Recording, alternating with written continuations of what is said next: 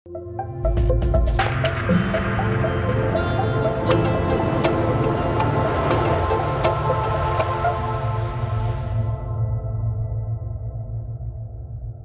I'll be going into the topic stereotactic radiotherapy. So stereotaxy, it's a Greek word.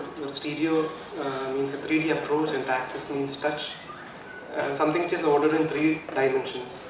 The concept of stereotaxis is to use well-defined 3-dimensional coordinate system to locate a tumor within a space. So the beams are guided to desired point within the target for introduction of probe. So initially it was stereotaxy was used for taking intracranial biopsies. So further it was developed for delivering by same technique radiation to a particular target. So stereotactic radiotherapy, it may be classified into 3 types. One is stereotactic radiosurgery, usually to treat intracranial tumors where you deliver treatment in a single day, single fraction with the use of frames which are attached to the patient's skull so that there is no motion of the skull. How does it differ from a conventional radiation? So in conventional RT, the tumor targets are comparatively large and usually regular shaped, but in stereotactic radiation you can treat only small tumors, say something which is less than 2 cm or less than 3 cm. It may be of any shape. Usually for intracranial it's less than 3 cm, maybe extracranial you may treat up to a 6 cm tumor.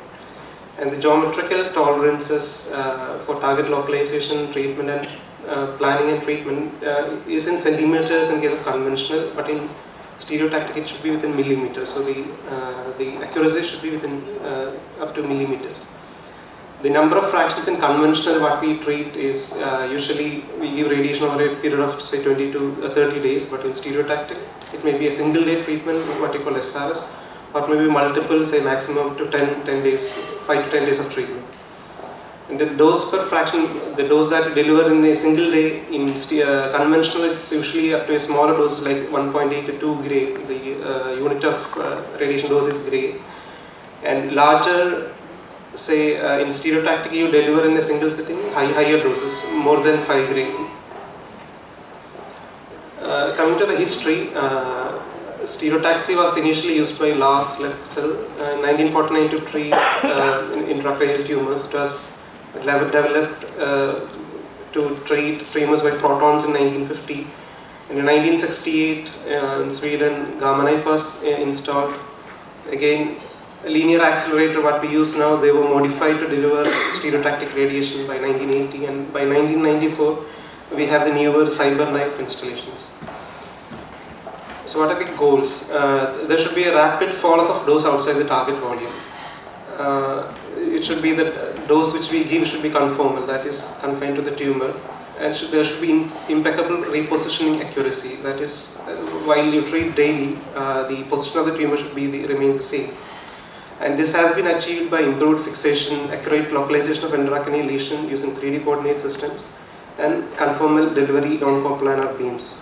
I won't be going into the details. Which are the different tumors which you can treat by stereotactic radiotherapy? Functional, there are functional cases like intractable pains, trigeminal neuralgia, psychiatric diseases, Parkinson's disease for control of the tremor, SRS has been used. So these are non-malignant conditions, and then for treating malignant conditions like extracranial, either primary metastatic lesion anywhere in the body you can treat by SRS. And intracranial lesions like acoustic tumors, AV malformations, meningiomas, pituitary tumors, and many intracranial tumors can be treated. So as I already said, the patient selection, not all patients can be treated by SRS. Patient should be, the tumor should be ideally less than 3 cm for an intracranial tumor. And something which can be eradicated by a single or multiple radiation doses. And surgical, there are situations where you won't be able to access a tumor within the brain, so such inaccessible tumors can be treated. And in conditions where conventional external beam RT is going to increase the morbidity of the patient, you can go for SRS.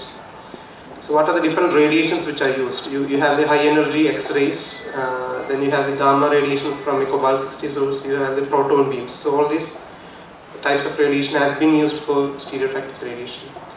So what are the different machines which are in use? One is a Gamma knife, which was initial installations. The most common used one is the linear accelerator based systems, which we call the X knife. And then furthermore, we have the cyber knife systems. So what is a Gamma knife? A Gamma knife is the Gamma knife for the patient lies on a couch, and the head of the patient, it will be fixed by frames, and the head of the patient will go inside the machine. And within the machine you have multiple cobalt-60 sources, and all these sources, the radiation beams will be coming, and they will be coming to a particular point to treat the tumor. So for a Gamma knife, you need to assure that the head doesn't move. So you have invasive frames, set frames which can be screwed onto the patient's skull, and there are non-invasive relocatable frames. If you are going to treat by a single fraction high dose, you need to have the invasive ones, and if you are going for multiple sessions, you can put the non-invasive ones. Coming to the X knife, again, you would have heard of the linear accelerator. So once you need some modifications in this linear accelerator to treat a patient for SRS. So there are extra attachments which are needed for a linear accelerator to make it treat a stereotactic tumor. Again, there are different systems like the cone-based system and the MLC, that is microleaf collimator-based systems. So these are the cone-based system where you have such cylinders, and you can see there are central hole. It's a channel within this cones. So from where the beams will be coming out. So it will be attached to the linear accelerator, and beams will be coming to the patient who is fixed on an immobilization device is getting treated. Again, the micro MLC, again the beam shaping devices. For conventional RT, these are the microleaf collimators which are used. But you can see this is the target, but there are areas it's not that much conformal. So you need to have the micro MLC, which is again smaller width leaves to better shape the tumor. So for SRS, you need to have this micro MLC.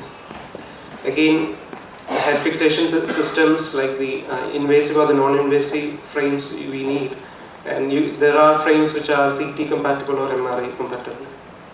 Again, for treating extracranial tumors, such high immobilization techniques are to be used, like vac-logs, vacuum systems are used. There are devices which dampen the motion of the diaphragm so that there is no motion while treating. So for conventional radiation, we don't go for such high-end immobilization devices. Again, for breath control, there are machines. That's why treating the patient, you need to hold your breath. So there are machines which can help you to hold your breath.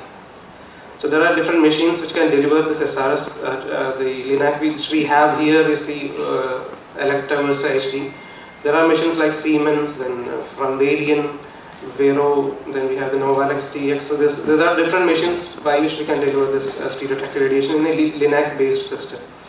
Other one is the cyber knife. It's again a linear accelerator based system where you have a linear accelerator mount, not a robotic arm. So this accelerator can move actually all around the patient's body. So, but the issue with the cyber knife is that, not the issue, but the cost of installation, it goes up to say 36 lakhs. But for a linear accelerator, you need to maybe sell some 6 to 10 crores for a linear accelerator. For a cyber knife, you need to have 33 to 36 crores. So the investment is much high, but you can deliver the same treatment by using a linear accelerator. So the steps involved, to be short, again, as Dr. Nicholas said, you need to immobilize, there is stereotactic imaging, then planning, contouring. So everything is going to take say around 3 to 4 hours to get treated by a stereotactic radiation. Coming to the results, so AV malformations, again, there is an obliteration rate of say 75, more than 80%. So the primary modality is surgery, but those sites from which we can't access by surgery, you can go for stereotactic radiosurgery.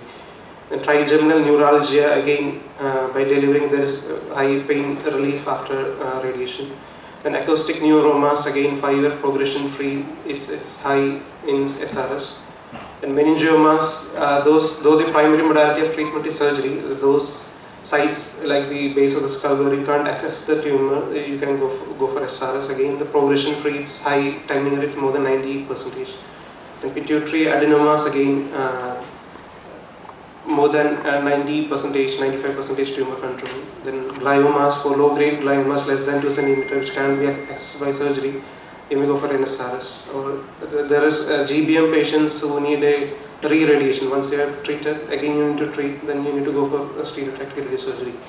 And for brain metastasis, again, along with whole brain RT, you can go for SRS for better tumor control. And prostate, again, low intermediate risk prostate, you can go for SRS. Then in lung cancer, again, for stage 1 lung cancer, though the primary modality of treatment is surgery, there are studies which show that the SRS is comparable, 85 to 96% tumor control, comparable to surgery. And there are even upcoming trials which show that the tumor control is even better than surgery in case of SRS in stage 1, stage 2 lung cancers. To show the tumor coverage in SRS, and this is one with the conventional radiation where there is a dose spillage. Again, to treat pancreatic tumors after neoadjuvant chemo, you can go for SRS with better comparable tumor controls. Again, metastatic spine lesions, you have metastatic liver lesions that are hepatocellular cancers. So, in the past, to conclude, the stereotactic radiotherapy was essentially used to treat intracranial tumors, but with further experience, we have been able to treat tumors which are lying outside the brain. So we have the SRS, single session treatment, SRT, multiple session for intracranial, SBRT for tumors lying outside the brain in multiple fractions. But we need long-term follow-up data because we are treating in a single session high dose, so we don't. There should be long-term follow-up data to highly recommend this SRS techniques. Thank you.